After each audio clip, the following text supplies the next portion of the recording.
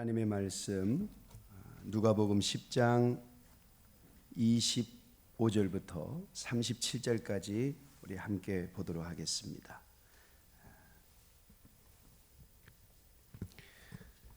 누가복음 10장 25절부터 37절까지 말씀입니다. 우리 한 절 한 절 교독하도록 하겠습니다. 어떤 율법사가 일어나 예수를 시험하여 가로되 선생님 내가 무엇을 하여야 영생을 얻으리까?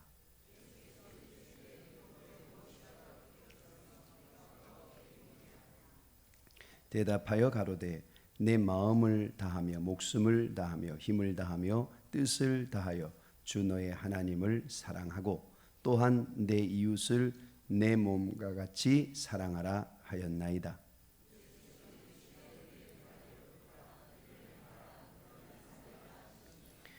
이 사람이 자기를 옳게 보이려고 예수께 여짜오되 그러면 내 이웃이 누구니까?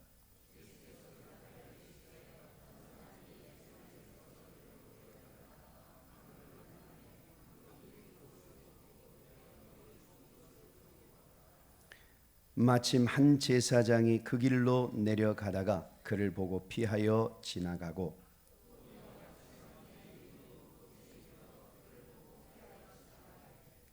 어떤 사마리아인은 여행하는 중 거기 이르러 그를 보고 불쌍히 여겨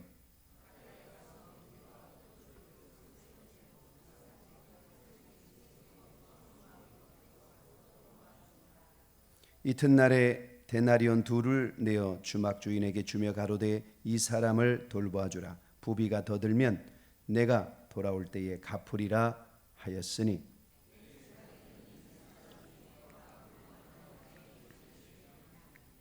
가로되 자비를 베푼 자니이다. 예수께서 이르시되 가서 너도 이와 같이 하라 하시니라. 아멘. 잠시 기도하겠습니다.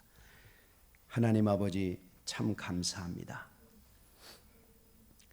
예수 그리스도의 탄생을 우리가 기념하고 또 우리가 기대하는 이 대강절 첫 주간에 또 이렇게 올삭 특별 새벽 기도회로 모이게 하시고 하나님 앞에 새벽을 깨우며 나아갈 수 있도록 축복해 주셔서 감사합니다. 우리를 기도의 파수꾼으로 세워주시고 교회를 위해 가정을 위해 나라 민족을 위해 기도할 수 있는 은혜 주셔서 감사합니다. 특별히 오늘 이 자리에 나온 사랑하는 성도들을 축복합니다. 새벽에 도우시는 하나님의 은혜가 이들의 삶과 가정과 일터와 사업장과 자녀들에게 임하여 주시옵소서. 선포된 하나님의 말씀 가운데 주의 성령님 기름 부어 주시고 말씀이 은혜되게 하시고 이 새벽에 하늘의 신령한 영의 양식을 받고 오늘 하루 승리하는 복된 은혜가 있게 하여 주옵소서. 예수님의 이름으로 축복하며 기도합니다. 아멘. 할렐루야. 여러분 반갑습니다. 특별히 이렇게 설교할 수 있는 기회를 주셔서 너무너무 또 담임 목사님 또 우리 귀한 장로님들 너무 감사합니다. 오늘은 우리가 이번 주간이 대강절 첫 주간이죠. 대강절은 우리가 잘 알듯이 우리 예수님의 성탄전 4주간을 말합니다. 그래서 대림절이라고도 하고 또 강림절이라고도 합니다.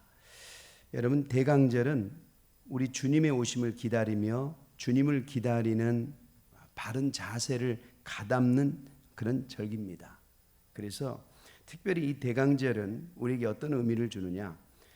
경건에 힘쓰는 절기가 대강절입니다. 여러분 6세기경 교회가 이 기간 동안에는 결혼을 금지했습니다. 혹시 이 기간에 결혼 자녀분 중에 결혼 날짜 잡은 분이 있을지 모르지만 그 당시엔 그랬습니다. 그리고 금식을 선포했고요. 그 예식이 마치 사순절과 비슷했다고 합니다. 뿐만 아니라 특별히 이 대강절 때는 특별 참회라고 하는 그런 예식이 있었답니다.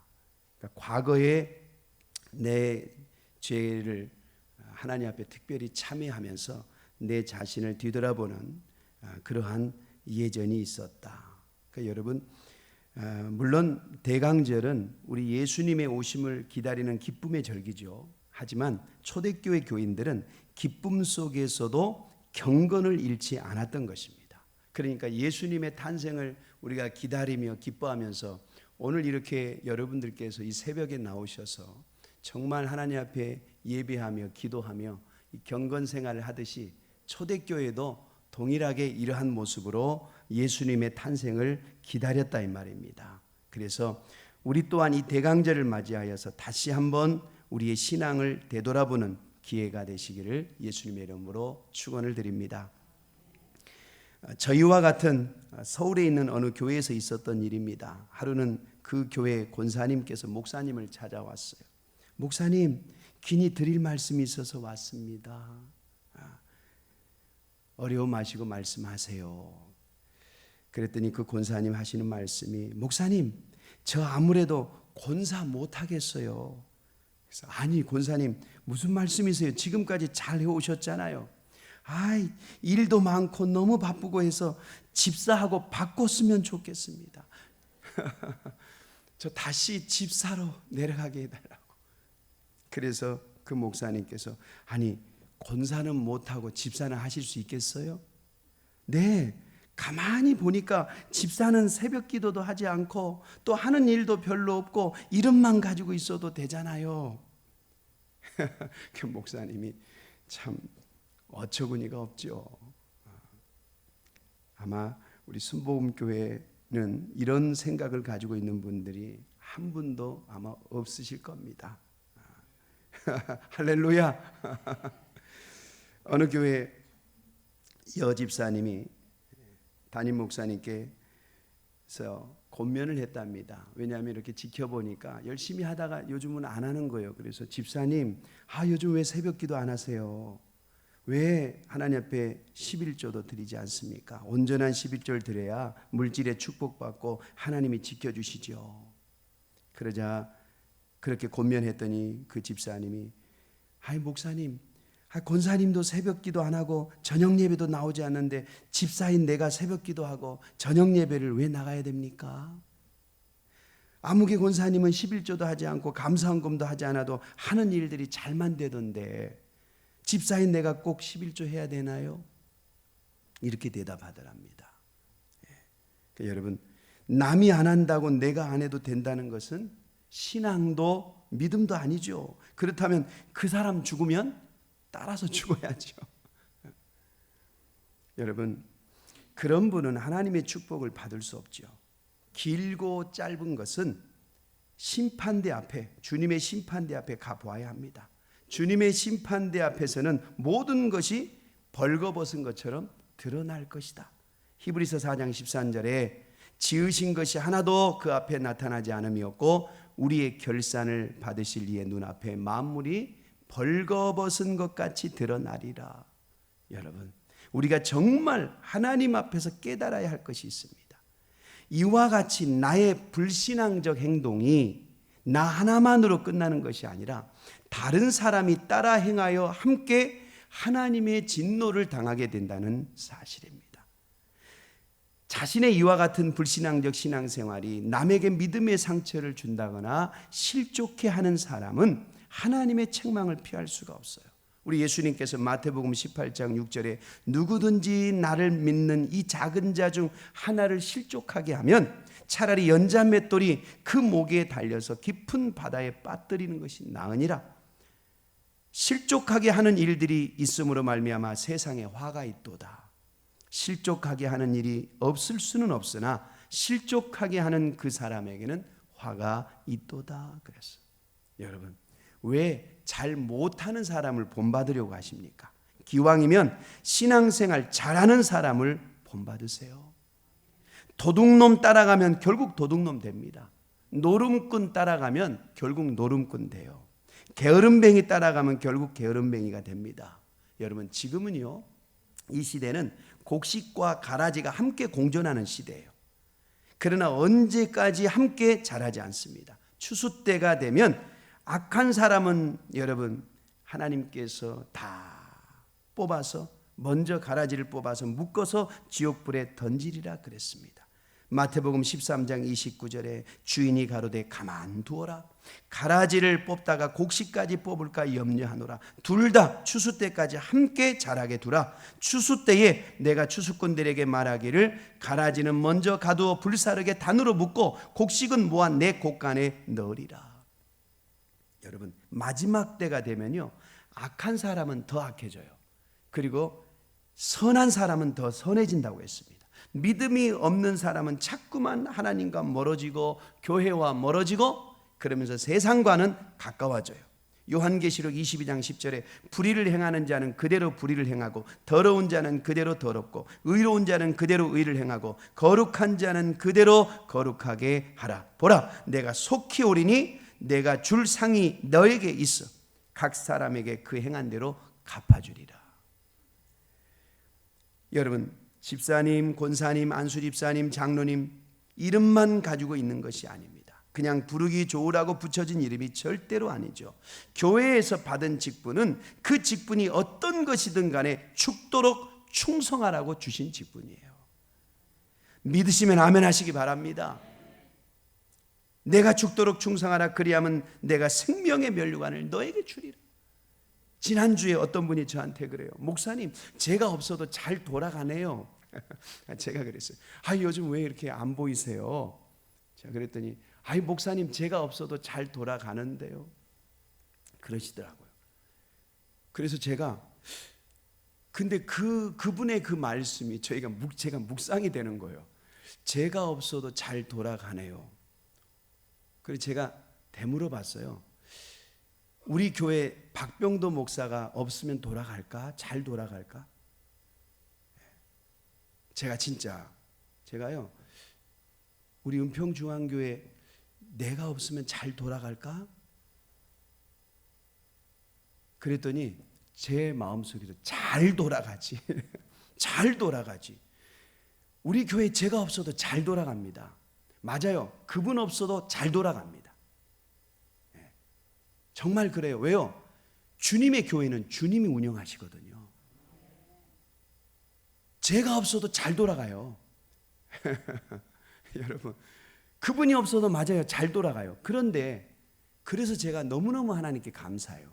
제가 없어도 이 교회는 너무너무 잘 돌아갈 건데 하나님께서 부족한 저를 이 교회 담임 목사로 세우셔서 지금 나를 사용하신 것이 얼마나 감사하냐. 저에게 성령께서 그 마음을 주시는 거예요. 너무너무 감사하다. 내가 없어도 다른 분이 하면 더 잘할 텐데 부족한 나를 하나님께서 이곳에 담임 목사로 세우셨으니 얼마나 감사하냐. 여러분, 정말 그래요. 여러분 안 계셔도 이 순복음교회 다 잘 돌아갑니다. 하나님께서 여러분보다 더 신실하고 더 충성스러운 사람 갖다 놓습니다. 여러분 정말 그래요. 그런데 그럼에도 불구하고 지금 여러분들에게 뭔가 주어진 사명이 있다면 감사하세요. 하나님께서 부족한 나를 쓰신다는 게 얼마나 귀합니까? 정말 그렇더라고요. 여러분, 대강절은 우리의 신앙을 다시 한번 되돌아보는 기간이 되어야 됩니다. 그리고 대강절은요, 사랑을 실천하기 위한 절기예요. 예수님은 죄로 말미암아 죽을 수밖에 없는 인간의 구원을 위해서 자기 자신을 주셨어요. 그렇게 예수님을 구주로 믿는 성도들 역시도 마땅히 소외되고 외로운 이웃을 찾아 사랑을 실천해야 됩니다. 여러분, 모든 교회와 성도들은 이러한 그리스도의 풍성한 사랑의 실천으로 예수님의 탄생의 기쁨을 이웃과 함께 나누는 대강절이 돼야 되는 거예요. 어떤 남자가 아주 오랫동안 마음에 두고 있던 한 여자에게 용기를 내서 프로포즈를 했어요. 그랬더니 그 여자가 이렇게 얘기하는 거예요. 앞으로 100일 동안 하루도 빠짐없이 제 방 창문 앞에서 꽃을 들고 밤을 새우면 당신의 사랑을 받아들이겠습니다. 그러자 그 다음 날부터 이 여인의 창문 앞에는 매일 밤 한 남자가 꽃을 들고 서 있는 거예요. 비가 오나 바람이 불어도 그 여인의 창문 앞에 하루도 빠짐없이 꽃을 들고 서 있어요. 자, 100일을 하루 앞둔 99일째 저녁 창문 밖에 엄청난 비가 내리는 거예요. 야, 오늘같이 폭우가 쏟아지는데 설마 오늘도 서 있을까 하고 창문을 이렇게 열어봤더니 진짜 남자가 꽃을 두고 서 있는 거예요. 그 여자가 너무너무 감동이 돼가지고요, 야, 내가 이 남자의 사랑을 받아들여야 되겠다. 그리고 문을 열고 밖으로 막 달려가서 비에 흠뻑 젖은 그 남자를 팍 끌어안았어요. 그러자 그 남자가 이렇게 말하는 거예요. 저는 알바생인데요.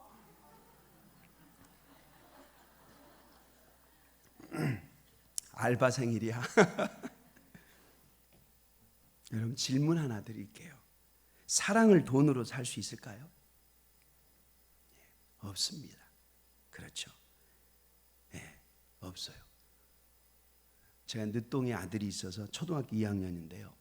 우리 아들이 그래요. 아빠, 소중한 것은 돈으로 살 수 없대요. 그러는 거예요. 어디서 들었나 봐요. 굉장히 철학적인 얘기를 하더라고요. 초등학교 2학년이. 제가 깜짝 놀랐어요. 아빠, 소중한 것은 돈으로 살 수 없대요. 아, 그래? 그럼 소중한 게 뭐야? 물어봤어요. 그랬더니요, 뭐 공기, 뭐 잠 막 그러더니 뭐 사랑 막 얘기해요. 얘가 어디서 붕해를 갔다 왔나? 그래, 맞아. 아무리 많은 돈을 준다 해도 진정한 사랑은 살 수 없어요. 진정한 사랑은 마음에서 우러나오는 행동이 뒤따라야 돼요. 말로만 하는 사랑은 진정한 사랑이 아닙니다. 우리 예수님 보세요. 우리를 사랑하신다고 말씀만 하지 않으셨어요. 실제로 행동으로, 십자가를 지심으로 그 말씀에 책임지기 위해 목숨을 버리셨어요. 그런데 사람들은 알바생 사서 사랑하는 여인의 마음을 움직이려고 했던 그 남자처럼 사랑에 대해서 말을 많이 하면서도 사랑을 실천하지는 못해요. 여러분, 행하기 전까지는 사랑이 아니다라는 말을 들어보셨죠? 그렇습니다. 진정한 사랑은 이론이 아니라 진정한 사랑은 행동이 수반돼야 돼요. 여러분, 오늘 본문 말씀을 보세요. 우리가 잘 알고 있는, 너무너무 잘 아는 선한 사마리아인의 비유죠. 어떻게 하면 영생을 얻을 수 있겠습니까? 율법사가 질문하죠. 성경에 뭐라고 기록되어 있느냐? 내 마음을 다하여 목숨을 다하고 힘을 다하고 뜻을 다하여 주 너의 하나님을 사랑하고 또한 너의 이웃을 내 자신과 같이 사랑하라고 말씀했습니다. 그래? 네 말이 옳다. 이렇게 행하라. 그럼 네가 살 것이다. 그러자 이 율법사가 그러면 내 이웃이 누구입니까? 라고 물어요. 그때 예수님이 어떤 사람이 예루살렘에서 여리고로 가는 길에 강도를 만났다. 여러분, 예루살렘의 해발 750m예요. 그리고 여리고는 해면 수면이 낮아요. 그래서 바다 수면, 해수면보다 낮아서 250m나 돼요. 그러니까 여러분, 높이가 저 예루살렘에서 여리고까지 높이 차이가 1km예요. 길이 아주 험해요. 하광한 바위가 많아요. 그래서 강도들이 그 바위 뒤에 숨어 있다가 언제 나타날지 모르는 아주 위험한 길이에요. 그러니까 예루살렘에서 여리고로 내려가는 길은 여호수아 18장 17절에 아둠민 비탈 이렇게 기록되어 있어요. 아둠민이란 뜻은 피의 길이다 이 말이에요. 피의 길. 그만큼 강도 위험이 많아 피를 많이 흘리는 길. 이 길은 절대 혼자 가지 못해요. 그래서 무리지어 가야만 안전한 길이에요. 그런데 그곳에 강도가 많은 이유는 지리적인 이런 영향도 있지만, 여러분, 여리고라는 곳은요 아주 기름진 옥토 땅이에요. 그래서 농작물이 굉장히 잘 자라요. 그런데 여러분, 예루살렘 주변의 모든 땅들은 쓸모없는 불모의 땅이에요. 그러니까 여러분, 가나안을 정복할 때 여리고성을 제일 먼저 정복하죠. 왜요? 거기 먹을 것이 있었기 때문에. 그래서 여리고 사람들은 자신들이 농사한 그것을 가지고 예루살렘으로 올라가요. 그거를 이제 팔아서 이제 돈을 만들어서 내려오잖아요. 돈을 가지고 예루살렘에서 산 계곡 넘어 여리고로 갑니다. 강도들이 그것을 알아요. 인적이 없는 산 계곡을 돈 가지고 지나가니까 강도들은 그 계곡에 숨어 있다가 무차별 공격을 가하고 돈을 빼앗는 일이 빈번하게 발생했던 겁니다. 강도들은 그의 옷을 벗기고 때려서 거의 죽게 된 채로 내버려두고 도망쳤어요. 그때 마침 하나님을 가장 잘 섬긴다고 하는 제사장이 길을 지나가요. 여러분, 제사장은 당시 종교 지도자죠. 성전에서 제사를 집례하는 거룩한 직분을 맡은 사람. 그런데 이 제사장은 강도 때를 만나 피 흘리며 죽어가는 그 사람을 못 본 채하고 피해가요. 제사장이 그냥 지나친 나름대로의 이유가 있습니다. 여러분, 구약의 율법에 의하면 제사장은 피를 만지거나 시체를 만지면 부정하게 돼요. 7일 동안. 그래서 제사 집례를 할 수 없어요. 성전에 들어가질 못해요. 그래서 갈등을 했겠죠. 여러분, 제가 오늘 예배 인도 부탁을 받았는데 새벽에 오다가 골목에 피를 흘리고 쓰러진 사람이 있어요. 야, 이거 예배 시간은 다 됐는데 이 사람 병원에 데려다 주면 나는 여기서 설교를 못 하는 거예요. 야, 이거 어떻게 해야 되나 이거. 아유, 하나님이 알아서 하시겠지. 주여, 주님께 맡깁니다. 저는 설교의 사명이 있기 때문에 수봉교회 성도들이 오늘 특별 새벽 예배 기간인데 제가 설교 부탁을 받았는데 내가 이 사람 병원에 바래다 주면 나는 설교를 못해요. 주여, 죄송해요. 그리고 그냥 간 거예요, 교회로. 네. 여러분, 다음에 누가 데려갑니까? 레위인도 마찬가지예요. 성막에서 태어날 때부터 죽을 때까지 일하는 레위인도 마찬가지입니다. 그런데 여러분 보세요. 우리 하나님께서 그 제사장의 행동이 분명히 잘못됐다 말씀해요. 마태복음 12장 7절에 나는 자비를 원하고 제사를 원치 아니하노라. 우리 주님은 우리들의 형식적인 제사보다는 어렵고 고통 가운데 처해 있는 사람들을 돕는 것을 원하신다는 거예요. 세 번째 등장한 어떤 사마리아 사람은 앞서 지나간 두 사람과 달라요. 강도 만난 사람이 누군지 알 수 없지만 여러분, 유대인인 것만큼은 분명해요. 그런데 여러분, 예수님 당시 유대인과 사마리아인은 서로 원수처럼 지냈죠. 유대인들은 사마리아 사람들을 지옥의 땔감이라고 여기며 멸시했어요. 왜요? 아수르가 정복하고 혼혈 정책으로 인해서 피가 섞였기 때문에. 똑같은 유대인들이지만 북쪽에 있는 북이스라엘 사람들은 이미 피가 섞였어요. 그래서 예루살렘 성전을 건축할 때도 그 사마리아 사람들이 함께 하겠다라고 했을 때 너 안 돼, 거절했어요. 역사적으로 서로 원수처럼 지냈어요. 그런데 이 사마리아 사람은 그 쓰러져가는 유대인을 보고 불쌍히 여겨서 피투성이가 되어가는 그 사람에게 자기가 가져온 기름과 포도주를 부어서 응급처치를 해주고 자기의 짐승에 태워 주막으로 데려가서 돌보아주고, 그리고 자기가 떠나는 날 이 사람을 잘 살펴주세요. 치료비가 더 들면 내가 돌아오는 길에 갚겠습니다 하고 길을 떠나요. 자, 여기까지 말씀하신 우리 예수님이 갑자기 그 율법사에게 이렇게 질문해요. 이 세 사람 중에 강도 만난 사람의 이웃이 되어준 사람이 누구냐? 여러분, 우리가 여기서 놓쳐서는 안 될 부분이 있어요. 율법사는 예수님에게 내 이웃이 누굽니까? 라고 물었어요. 율법사의 말에는 내가 중심이 된 거예요. 내가 있고 그 다음에 이웃이 있어요. 그런데 예수님께서 말씀하신 선한 사마리아 사람 이야기에는 강도 만난 사람이 이야기의 중심이에요. 예수님께서 내 이웃이 누구냐를 말씀하신 것이 아니라 강도 만난 사람의 이웃이 누구냐라고 말씀해요. 그런데 여러분, 왜 예수님은 내 이웃이 누구냐 말씀하지 않으시고 강도 만난 사람의 이웃을 말씀하셨을까요? 그것은 강도 만난 사람이야말로 이웃이 절실하게 필요하기 때문이에요. 그는 강도를 만났어요. 있는 것 없는 것 다 빼앗겼어요. 죽어가고 있어요. 그에게 이웃이 없다면 그는 얼마 있지 않아 죽을지 몰라요. 그렇기 때문에 내게 이웃이 필요한 것이 아니라 그에게 이웃이 필요한 거예요. 그래서 우리 예수님은 이 세 사람 중에 강도 만난 사람의 이웃이 되어준 사람은 누구였느냐라고 물으신 거예요. 그러자 율법사가 대답하죠. 그 사람에게 자비를 베푼 자입니다. 그 사람에게 사랑을 베푼 자입니다. 여러분, 가서 너도 이와 같이 하라. 내 대답이 옳도다. 가서 너도 이와 같이 하라.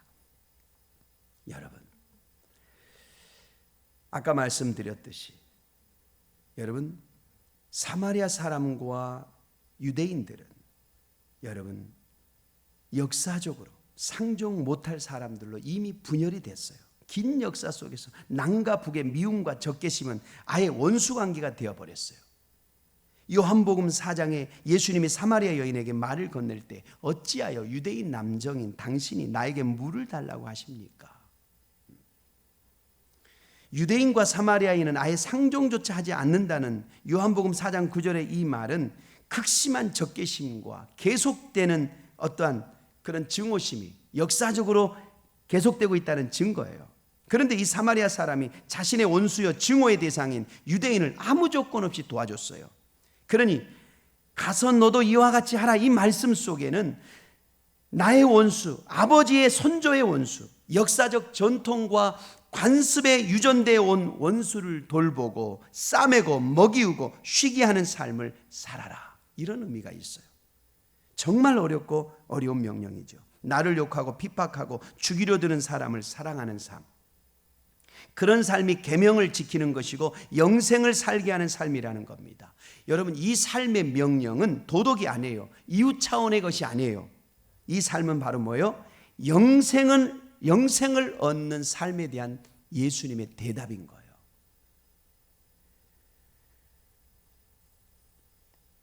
여러분, 주님의 이 도전에 귀를 기울이는 저와 여러분 되시기를 예수님의 이름으로 축원을 드립니다.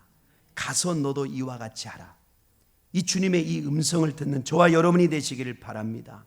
주님이 가르치시고자 하시는 나의 참된 이웃이 누구일까요? 내가 좋아하는 사람, 나의 마음에 드는 사람이 아니라 그가 누구이든지 나의 도움을 필요로 하는 사람, 그 사람이 내 이웃인 거예요.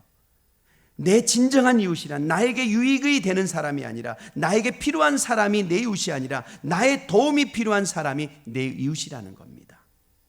여러분, 우리 주변에는 굶주림의 강도, 질병의 강도, 각종 사고의 강도, 가정불화의 강도를 만나 고통받는 사람들이 많이 있습니다. 유혹과 핍박과 죄와 마귀의 강도를 만나 신음하며 방황하는 영혼들이 많아요. 학교에 가도, 직장에 가도, 사업장에 가도, 이웃에 가도, 우리 가정 안에도 강도 만난 사람처럼 죽어가는 영혼들이 많아요. 그들은 우리의 도움의 손길, 자비의 손길을 기다리고 있습니다. 자신의 이웃이 되어줄 선한 사마리아 사람을 애타게 찾고 있습니다. 세상에는 누군가의 도움이 없으면 죽을 수밖에 없는 사람들이 있어요. 여러분, 우리는 삼시세끼 걱정하지 않고 살기 때문에 그 사람들이 눈에 안 보일 수 있어요. 2년 전에 서부경찰서에서 저희 교회 범죄 피해자 가족 돕기 하면서 저금 통장을 한 10개 정도를 가져왔어요. 그래서 제가 그 경찰관에게 이게 뭡니까 물었어요. 그랬더니 이 서부 지역에 범죄 피해를 당한 가족들이 상당히 많습니다, 목사님. 그들을 돕기 위한 겁니다. 어느 날 밤에 어느 집에 강도가 들어서 그냥 칼로 찔렀는데 그 가장이 칼에 맞고 죽은 거예요. 그러니까 그 가족은 그냥 갑자기 가장이 죽어버렸어요. 그러니 여러분 어떻게 해요? 그렇게 범죄 피해를 당한 가족들은 나라에서 구제도 안 되는 거예요. 그래서 경찰서에서 나서서 이런 사람들을 좀 도와주자. 아, 그렇구나. 그 뒤로 제가 우리 서부 지역에도 상당히 어렵고 우리의 도움이 필요한 이웃들이 많구나. 제가 그때 느꼈어요. 이 서울 안에도 있구나. 여러분들은 누구를 건지시겠습니까? 오늘 우리 주님은 우리에게 도전을 주십니다. 너도 가서 강도 만난 사람의 이웃이 되어라. 엄청난 것을 요구하지 않으세요. 한 영혼, 죽어가는 한 영혼의 이웃이 되는 것을 요구하시는 거예요. 여러분들은 이 대강절 기간에 누구를 건지시겠어요? 아니면 강도 만나 거의 죽게 된 사람을 방치하고 자기 길을 갔던 제사장처럼, 레인처럼 그냥 여러분들의 길만 가겠습니까? 하이 목사님, 먹고 사는 것도 빠듯한데 다른 사람 신경 쓸 건들이 어디 있어요? 내 믿음 지키기도 벅찬데 내가 누구를 교회로 데리고 오냐고요. 그러나 오늘 주님의 음성을 들으시기 바랍니다. 가서 너도 이와 같이 하라. 여러분, 어느 조그만 교회에 일어난 작은 사건입니다. 찬양대원들이 부족한 상태였어요. 찬양대원들이 찬양 연습하다가 잠깐 쉬고 있는데 한 어린아이가 와서 지휘자 앞에 섰어요. 그리고 말해요. 저도 찬양대에 넣어주세요. 지휘자는 어이가 없어서 아이에게 타이르면서 얘야, 찬양대는 어른들만 하는 거야. 어린아이는 받아들일 수 없으니까 이 다음에 커서 어른이 되면 와라. 그러자 그 어린아이가요, 주의자님, 주님이 저를 쓰시겠다고 하셨어요. 저는 주님의 인도하심을 받고 왔어요. 주님의 인도하심을 받고 왔다는 말에 주의자가 감동이 되어서 찬양대에서 찬양을 하게 만들어 줬답니다. 여러분 생각해 보세요. 저 찬양대에 초등학교 2학년 아이가 앉아 있는 거예요. 그래서 어린 꼬마 하나가 어른들 틈에 섞여서 진짜 예배 때마다 찬양을 불렀대요. 그 어린아이가 커서 종교개혁을 일으켰어요. 바로 마르틴 루터 이야기입니다. 좋은 곳은 경쟁이 심해요. 낮은 곳은 경쟁자가 없어요. 받는 데에는 경쟁자가 많아요. 많이 받는 곳일수록 경쟁이 심합니다. 치열해요. 제사장이 지나갔어요. 제사장은 경쟁 속에 사는 그런 익숙한 분들이에요. 여러분 구약에 보면 제사장은 24,000명이에요. 24반차로 나누어 일주일씩 교대해요. 1년에 2번 돌아가면 48주. 나머지 4주는 전체 제사장이 성전에서 일하게 돼요. 6월절, 7.7절, 대속절, 그리고 초막절 모두가 다 함께 일하는 주간. 서로 좋은 일을 하려고 하기에 항상 제비를 뽑아서 일을 분담했어요. 항상 경쟁 속에서 사는 사람들. 레인도 마찬가지예요. 성전에서 봉사하는 사람들, 이들도 항상 경쟁에서 익숙한 사람들. 그런데 제사장이나 레위인은 부정을 범하면 일주일 동안 성전에서 일할 수 없어요. 부정 중에 제일 부정이 뭐냐? 시체를 보는 거예요. 불결하게 성전에 들어갈 수 없어요. 제사장이나 레위인이 강도를 피하여 간 것은 혹시 죽으면 성전 봉사 못하기에 경쟁에 지기 싫어서 그냥 지나간 거예요. 하지만 사마리아인은, 여러분, 사마리아인이 하는 일에는 경쟁이 없어요. 왜요? 주기만 하니까. 여러분, 주는 데는 경쟁이 없습니다. 주기만 하면 되기 때문에 낮은 곳에는 경쟁이 없어요. 전 뉴욕 아스토리아 한인교회 어느 장로님께서 72세가 되셨어요. 그 당신이 결심을 하는 게 있어요. 내가 하나님 앞에 갈 날이 얼마 남지 않았는데 하나님 앞에 가서 무슨 말씀을 드리면 하나님이 기뻐하실까 곰곰이 생각하다가, 그러다가 생각난 것이 교회 화장실 청소였대요. 장로님은 매주 월요일이면 교회에 나오셔서 화장실 청소를 시작해요.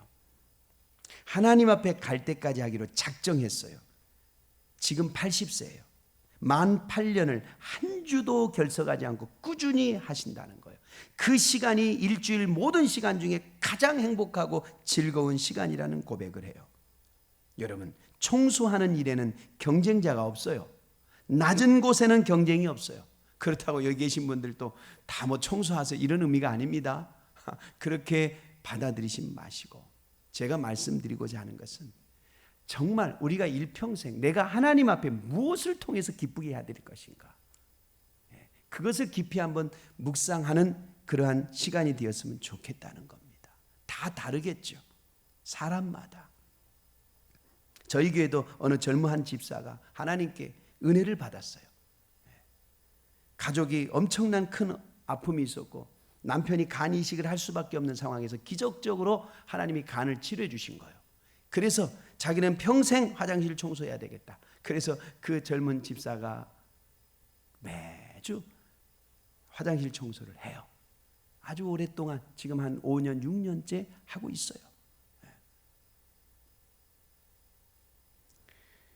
낮은 곳에는 경쟁이 없어요.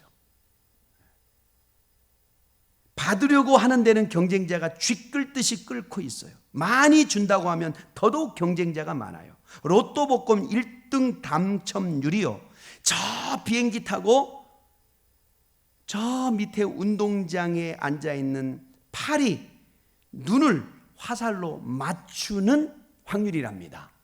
저 비행기 타고 가다가 비행기에서 저 밑에 운동장에 파리가 한 마리 앉아 있는데 화살로 그 파리에 눈을 딱 쏴서 딱 맞히는 순간 그게 로또가 딱 당첨될 확률이래요. 그런데도 여러분 일주일에 수십만 명이 그것을 바라보고 복권을 사요. 미국 카지노는요 100년에 한 번 100억 원이 나온답니다. 잭팟이. 그것을 보고 그렇게 몰려드는 거예요. 준다고 하는 곳에는 경쟁자가 많아요. 그러나 희생하라고 하는 곳에는 경쟁자가 없어요. 낮은 곳에는 경쟁자가 없어요. 제사장이 가는 길에는 경쟁이 있어요. 명예를 얻고 보수를 받고 존경을 받는 길이기 때문이죠. 그러나 사마리아 사람이 가는 길에는 경쟁이 없어요. 주는 길이기 때문에. 주고 또 주기 때문에. 사마리아 사람은 알지도 못하는 사람을 위해 여행을 포기했어요. 여행비를 모두 강도 만난 사람을 위해 사용했어요. 이틀 후에 또 와봐야 돼요. 그 보상 낮은 곳에는 경쟁이 없어요. 주기만 하고 희생하기만 하는데 무슨 경쟁이 있을까요? 그러나 분명한 것이 있어요. 사람은 보상하지 않아도 하나님은 반드시 보상하셔요. 믿습니까? 오른손이 하는 일 왼손이 모르게 하여도 하나님은 아십니다. 우리 예수님 물으셨어요. 너의 의견에는 이 세 사람 중에 누가 강도 만난 자의 이웃이 되겠느냐? 이 말을 들은 율법사가 자비를 베푼 자입니다. 예수님 말씀이에요. 가서 너도 이와 같이 하라. 이와 같이 하면 주님이 알아주시겠다는 약속의 말씀인 거예요. 다 몰라줘도 주님만 알아주시면 됩니다. 후에 놀라운 상급이 예비되어 있기 때문이죠. 예수님처럼 사는 길에는 경쟁자가 없어요. 낮은 곳으로 가는 길이기 때문이죠. 여러분에게 다시 말씀드립니다. 여러분, 낮은 곳에는 경쟁자가 없어요. 연말이 되면 늘 성도들이 고민하는 게 있어요. 내가 하는 이 봉사를 내년도 계속 해야 되나? 연말 되기 전에 목사님 찾아가서 말씀드려야 되겠다. 그래서 10월, 11월, 12월 초가 되면 교인들이 담임 목사를 많이 찾아요. 많이 찾아요. 유독 많이 찾아요. 그래서 담임 목사가 제일 머리가 빠질 때가 언제냐? 11월 달. 많이 빠져요. 목사님, 저 아무래도 내년에는 목자 못하겠어요. 다른 사람 시켜주세요. 이래서 못하고 저래서 못하고 저래서 못하고. 그래서 저는 그래요. 아유, 네, 그러시군요. 알겠습니다. 못하시겠다는 또 어떻게 해요? 알겠습니다. 그리고 새로운 목자 안 뽑아요. 저는 뽑아줘야 되는데 안 뽑아요. 그냥 기도해요. 그러면 당신이 또 찾아와가지고요. 그래요. 목사님 그냥 할게요. 그게 해마다 반복돼요. 어떤 권사님은 저한테 5년째 꼭 11월 달에 오셔가지고 목사님 저 목자 바꿔주세요. 내년에 못하겠어요 하신 분이 있는데 올해도 저한테 역시나 찾아오셨어요. 그래서 네, 그리고 대답만 하고 있어요. 아마 그분 역시나 12월 한 말 정도 되면 제가 할게요 그럴 거예요. 그러니까 제가 왜 말씀드리냐, 성도들은 이 헌신하고 낮아지는 곳에서 너무너무 힘이 든다 이 말이에요. 그게 축복의 길인 걸 알면서도, 그래서 그걸 내려놓고 싶은 그 열구와 갈등이 항상 있어요. 이해해요. 네, 이해해요. 당연히 그럴 수밖에 없죠, 여러분. 그거를 사명이기 때문에. 그러나 여러분 꼭 기억하세요. 올해 담임 목사님 찾아가지 마세요. 목사님 보니까 머리 많이 빠지셨대. 올해만큼은 우리 목사님 내가 머리카락 한 가닥 내가 심어드려야 되겠다. 나라도 그래. 그냥 그래서 하시던 봉사 쭉 하세요. 제가 아는 어느 권사님이 거의 만삭이 돼서 시골에서 새벽 예배 가시다가 논두렁에 그냥 처박혔어요. 옛날은 시골은 논길이잖아요. 2m 아래로 굴러 떨어져 버렸어요. 병원에 갔는데 애가 이제 위험한 거예요. 그래서 당신이 기도했다. 하나님, 이 아이 살려주시고 잘 태어나게 하면 내가 평생 교사로 섬길게요. 근데 진짜 하나님께서 은혜 가운데 그 아이가 태어났어요. 그래서 진짜 그 약속 지킨다고 이분은 그냥 뭐 갈등이 없어요. 왜? 이미 평생 교사야. 그리고 지금이요 유치부 부장 권사님이요 70이 다 됐는데 그러니까 주일학교 교사를 벌써 한 50년 하신 거예요. 변함이 없어요. 처음엔 평교사로 섬기시다가 이제는 권사님 되셨으니까 부장교사 되셔가지고 얼마나 그분이 그 사명을 갖고 하니까 주일학교가 얼마나 부흥되는지 몰라요. 한 분이 그렇게 헌신하니까 여러분 그런 마음이 있어야 돼요. 나는 이 일을 평생 헌신하겠다. 평생. 우리 권사님이 그래요. 우리 권사님이 자식들 모아놓고 야 니네 나 너희들 유산 못 준다 그랬대요. 이거 다 내가 주의 일 하면서 하고 갈 거야. 남으면 니들 가져가. 근데 어쨌든 나는 평생 선교하다 죽을 거야. 그렇게 알아라 그랬대요. 자식들 앉혀놓고. 그리고 이분은 진짜 선교 평생 선교하세요. 저랑 같이 회의 선교 저희가 이제 100개 교회 목표를 짓고 있거든요. 그 지금 11개째 지금 짓고 있는데 선교지에 이분이 봉헌 예배 드리러 갈 때마다 지금 11번째 저랑 가요.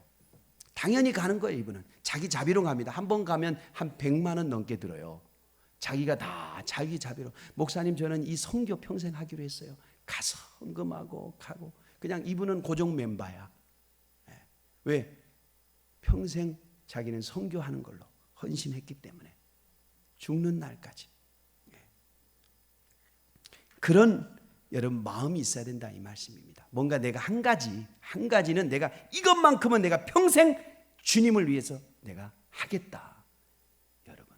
그래서 너 평생 뭐 하다 왔니? 그러면 주님 저는 평생 이거 하나는 변함없이 제가 하다 왔거든요. 잘했다. 할렐루야. 여러분 이러한 어떠한 하나님 앞에 헌신의 마음이 있으시길 바랍니다. 다 몰라줘도 여러분 낮은 곳에는 경쟁자가 없어요. 그러나 우리 하나님이 가장 축복해 주시는 길임을 믿습니다. 할렐루야. 기도하겠습니다. 우리 말씀 붙들고 하나님 이 대강절 기간에 우리 예수님의 탄생을 기다리며 기뻐하는 이 기간에 다시 한번 우리의 신앙을 다잡게 하시고 하나님 다시 한번 내가 낮은 데로 내려가게 하시고 예수님의 길을 따라가게 하여 주시옵소서. 우리 주여 일창하시고 통성으로 기도합니다. 주여.